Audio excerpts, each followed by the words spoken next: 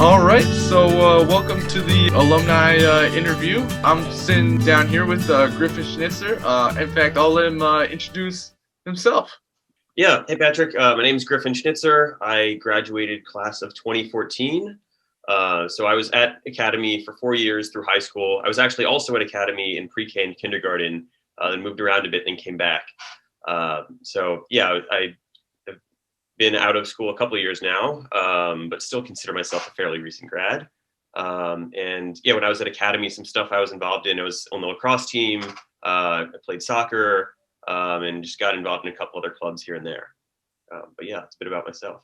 So yeah, I know there's like a lot, a lot of you can't talk about, but what would you say in a couple sentences? How would you summarize what you do, either in your current job or your old job, or Yeah, so my title right now is recruiting operations analyst, but I'm currently at a stealth mode startup, so I can't share too much about exactly what a company does. But what my role is essentially to make sure that the recruiting organization is successful. So that stuff like pulling data to do some data analysis on different trends in the recruiting performance, building out processes for our recruiters to make sure they're successful at their job, and researching different tools to help them be successful at their job. It's all different things. Working with offer documents for closing candidates. It's a lot of different things on the back end that make the recruiting org function. and now where did you go to get your degree, and like what degree did you get? And do you Yeah. think that was the right path too? Like, do you think there was another degree that you would rather have for your field? I think that the degree I got actually was like an extremely relevant one for the field that I ended up in. And I didn't go directly into this field after I graduated. I first started out in a business development sales role, just because I wasn't sure exactly what I wanted to do after graduating, and then I moved into this. So I went to Cornell University, and within Cornell, I was in the School of Industrial and Labor Relations, which is a program that focuses on a variety of things just related to people. So people management, human resources, organizational behavior, labor law, everything that concerns people as a resource to the company. And that was really crucial because it taught me the importance of why people are like the key asset that a company should focus on. And so that sort of led me to my current role. Yeah, it sounds perfect for your role. And now, what attracted you to the path that you went into? Like was there like a calling one day where you're like, this is for me, like business is for me, or was it more of like a gradual finding it through trial and error? A bit of both. Like going back, like when I was a little kid, I wanted to be in science, and I thought I was going to do science. Then I took physics, I think my junior year, and I didn't like it. And I was like, this isn't for me. And then senior year, I took econ with Mr. Exline, as we all have. And Oh, I was I'm in that class right now. yeah, yeah. I'm like, Exline's an awesome guy. This is really, really interesting stuff. I really enjoyed studying economics, and I thought, based on my interests at the time, getting into something related to the business world, not exactly sure what, was definitely of interest to me, to try to, make a difference in society through the lens of business. And so that's how I ended up in the program that I was in. And then when I graduated from college, I wasn't exactly sure what I wanted to do. So I went to the ILR school because it was a sort of a hybrid program that incorporates business and incorporates law. So it just has a sort of multidisciplinary focus on business instead of just a traditional business program. But I graduated not knowing exactly what to do, and then went into this business development role initially with Oracle because I was interested in tech and I wanted to do something in the tech space that was with business, but didn't really know what. This business development sales role seemed like a really great way to get my feet wet and just sort of learn about business because sales is just like the gate to business. It's where everything happens is just selling stuff. So I started off there, learned a lot, and then an opportunity opened up at Oracle to move into talent development. And I was like, all right, that's perfect for me because I'd been studying, labor relations and people management when I was in my university degree. So I went for that opportunity, pivoted out of biz dev into that, really enjoyed it. And then this new opportunity opened up with the startup, pivoted into that with recruiting operations. And now I've been doing that for a year. So a lot of things sort of just lined up. I didn't really plan it out that way, but it just sort of happened that my interests aligned with the opportunities that presented themselves at the right time. That's awesome. That's kind of the path I'm going down right now. I'm going into business, but I'm not really sure like what exactly I want to do. So that's pretty interesting to hear, at least from my perspective. What's something that you'd say would surprise people about the work you do? Work that I do, I guess I'd say just behind the scenes of recruiting operations and recruiting and that whole world in general is everything's a lot more messy than you might think. Like, if you're a candidate interviewing for a company, you just get reached out to, and then you go through this whole process. You might not think just the crazy level of complexity behind the scenes of coordinating who handles what and making sure that we have the right tools in place and making sure that you're tracking the right numbers to make sure folks are doing a good job. There's just so much that goes on behind the scenes that you couldn't imagine if you're outside looking in. In what ways would you say like Academy helped you get where you are today? Connections you made or like skills learned? Like it can be anything. Yeah, a variety of ways. For skills learned and knowledge gained, I'd say one thing that I definitely gained from Academy is critical thinking. I'm not doing calculus today, but just like the fundamentals of learning how to do complex equations like that. I use SQL in my daily role as a programming language of sorts, and leaning back on the knowledge that I gained, even though it's not directly applied, it's just that kind of thinking. Writing is definitely something that I gained a lot from Academy. The English department. I assume Miss Hogan's still at Academy these days. Yes, she is. Yeah, but I gained so much from that class and from the whole English department that benefited me in job applications and in simple stuff like sending emails at work. That really benefited me deal. And connections as well, from classmates and from parents. Actually, got one of my internships in college from Oh, that's sweet. somebody who was an alumni from Academy and was working in a field I was interested in. So all of those things combined really helped me to get where I am. And so I guess kind of piggybacking off of that, what experiences like most prepared you for the industry and your career as a whole, would you say?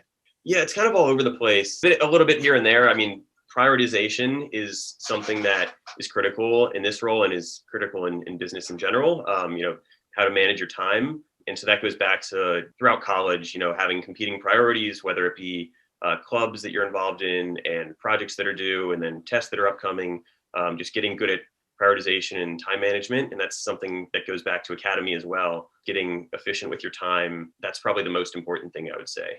And for students like interested in going into business or human resources or recruitment, or what advice or would you give them, or what steps would you recommend that they take? Yeah, I'd say just get in touch with folks that are in that space that are doing stuff that sounds interesting. Just don't be afraid to get in touch with individuals. You reached out to me. That's just one example. Don't be afraid to look up on LinkedIn and see somebody that's working for a company in a role that sounds cool, and just talk to them about what they do and try to learn from them. You don't have to necessarily be talking to them to try to get a job out of it. Just reach out and try to learn, and then you'll have that connection down the road and you'll have the knowledge. Don't be afraid to leverage those connections, whether it be from Academy or whether it be from your university. Like my first role at a college, actually, I got because I wasn't sure what I was doing, and I had an opportunity. I received an offer from this company that I wasn't super sure about. So I looked up on LinkedIn, found an alumni from my university that had worked there previously, and he was happy to get on the phone with me, and we chatted through everything. And then he's like, "Oh, I actually work at this different company." He worked at Oracle, and he was like, "I am a lot happier here, and I'd be happy to refer you to work at this role." And that's how I ended up at Oracle. It's just like getting in touch with folks that are doing stuff that sounds interesting, and you're not really sure where that's going to take you, but it's very valuable. Oh wow, yeah, that's great. There's always that old saying of it's not about what you know, it's about who you know. Would you say that applies for you? Yeah. I mean, those are both true. Like it is also about what you know, but who you know is crucial. It's definitely a balance of those two. That's for sure. How would you say COVID-19 has changed your work over the past year? Yeah, I mean, fortunately for me, my company hasn't been too impacted by it, which obviously a lot of folks can't say the same. So definitely fortunate in that regard. But just getting used to the whole work from home environment has been quite a change for me. I mean, I haven't been into the office in almost a year now. Oh wow. Yeah, I remember it was about a month from today, pretty much was the last day I was in the office. So just getting used to working remote and having a lot more autonomy and a lot of freedom has been a positive. But it's tough to like stay focused and stay to a regular regimen in a daily basis when there's nobody watching over you and when you're just at home. So it's a challenge, but it's been an interesting one. This next question is a little deeper. What do you love most about what you do? Yeah, what I like most is the fact that I'm at a company that's at a really exciting stage. So I can see the direct impact of the work that I'm doing in all different areas.